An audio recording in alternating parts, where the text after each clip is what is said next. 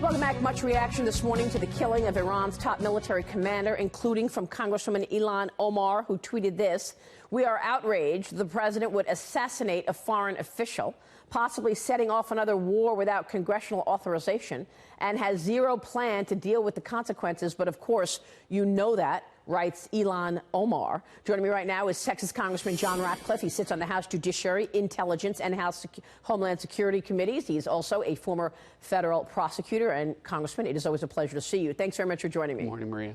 Well, as the House gets ready to watch what takes place next in terms of an impeachment trial, we now have this pushback from critics of the president about the killing of Soleimani. Your reaction? Well, it's disappointing, but it's not surprising. You just mentioned Congresswoman Omar and her tweet. Think about what she said when 3,000 Americans were killed by terrorists on 9/11. Recently, she said, "Some people did something." When the United States kills a terrorist, her response is she's outraged at assassinating a foreign leader. Maria, this was not a foreign leader. This was a designated terrorist. And do you know who designated him a terrorist? The Obama administration. So, you know, it may be a new year and it may be a new decade, but it's the same vindictive, progressive, socialist mob that wrongfully impeached a president at the end of last year, and they're starting off where they left off. Nancy Pelosi is sitting on those articles of impeachment. She's not sending them over to the Senate yet. I imagine she's looking for more dirt on President Trump or whatever she's doing. Could she use this, the takedown of a terrorist, as another article? Well, she can, because she has the votes there. Very clearly, they just wrongfully impeached the president on 2 articles. They could certainly try to do the same thing with the third. But, you know, the American people see through this. They know that this was political. It always was. You know, there's a reason, Maria, that at the same time Nancy Pelosi and Adam Schiff and Jerry Nadler on December 18th were saying, we can't wait a single day more. We've got to impeach this president right now, that down the hall, Senator Schumer was already saying, we can't have a Senate trial without more evidence and more testimony, because he knew it was going to be dead on arrival over in the Senate, and it will be. And that's why, despite that professed urgency on December 18th to impeach right now with everything we need, it's now been almost 3 weeks and she hasn't taken any action. She's let that progressive, socialist, democratic mob walk her into a box canyon. She's put a gun to her own head, and she's looking for Mitch McConnell to give her a way out, and he's not going to do that. I want to ask you what an impeachment trial will look like, and how the two sides will defend their sides, because, of course, we're expecting Adam Schiff to be one of the House representatives on the Democrat side. But a couple of weeks ago, your colleague, the minority leader, Kevin McCarthy, joined us here on this program. Here's what he said about the president needing his own support. Watch this. You don't get managers on the Republican side, but the president could have representation, that he's probably going to hire an attorney to represent him. Maybe he uses the White House. But I believe he should have help from the House, these individuals that have worked through this, that could give advice and others. I would go to John Ratcliffe, former U.S. attorney that has done an amazing job. Congressman, will you be representing the president in an impeachment trial? Well, I don't think the president and White House counsel have made any final decisions about a Senate defense team, because we don't even know if there's going to be a Senate trial. I can tell you this, is I've had discussions about being a resource in whatever way can be allowed and authorized to do that. This was an unconstitutional impeachment. It was an assault on due process. It was an assault on the separation of powers. So anything I can do to uphold my obligation to defend the Constitution, limit the damage that the Democrats have done, I'm certainly prepared and willing to do that. So what is the president's defense at this point, then? Tell us what that looks like in terms of a Senate trial, hypothetically speaking, that she does send the articles over within the next week and a half. Well, I just listened to Senator Graham talk about how it should proceed.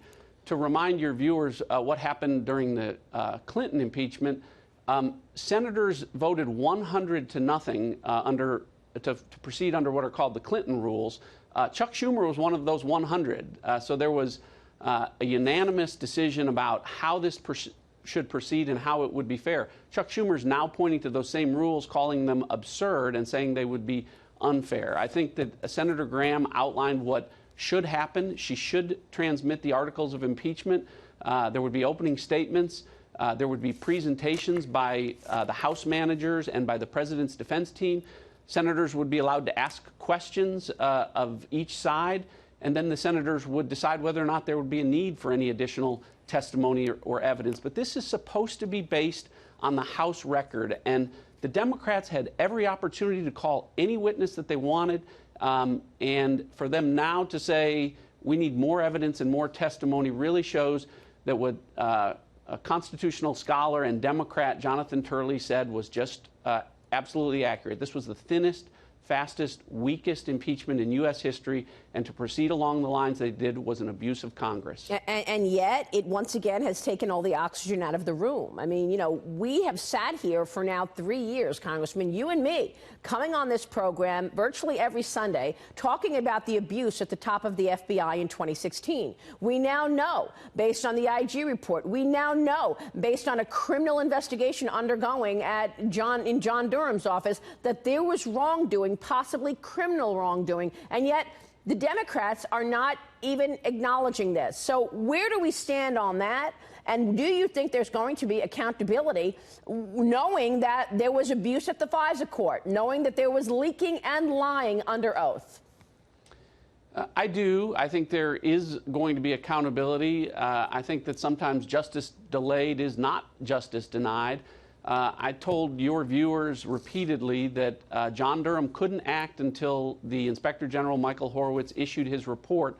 When he issued that report with those damning findings against the FBI and the Department of Justice and folks there tampering with evidence to continue a counterintelligence investigation wrongfully against first candidate Trump and then against a sitting president, John Durham came out that day and said he agreed with a lot of what the Inspector General had in terms of findings of fact, but disagreed with whether or not there was a proper predicate to begin this. Now we come up with evidence that's recently been reported that one of the folks that John Durham talked to was an embassy official who reached out to George Papadopoulos 3 months before Crossfire Hurricane was ever opened.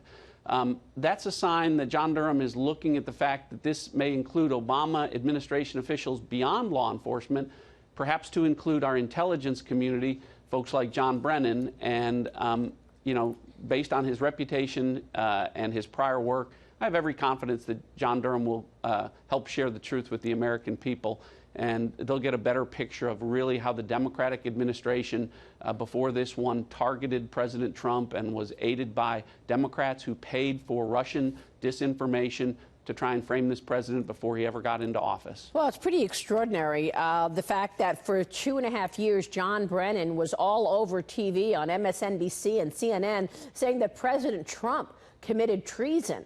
And now we know that John Durham is looking at the communication of John Brennan. And whether or not the direction came from John Brennan to put all of these spies and informants and attachés, if you will, across the world, getting them to go meet with people like George Papadopoulos and Carter Page, who were on President Trump's team. Right.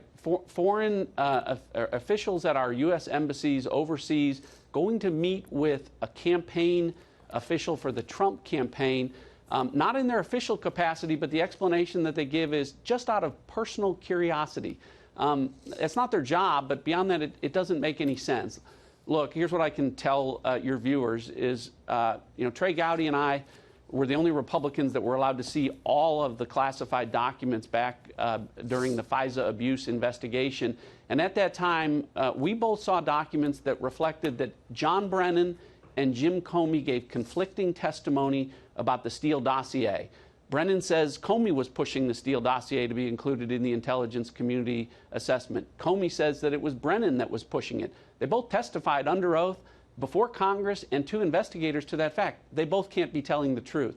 Those are the things that John Durham is focusing on. And again, I'm confident that justice delayed is not justice denied. There'll be a full accounting.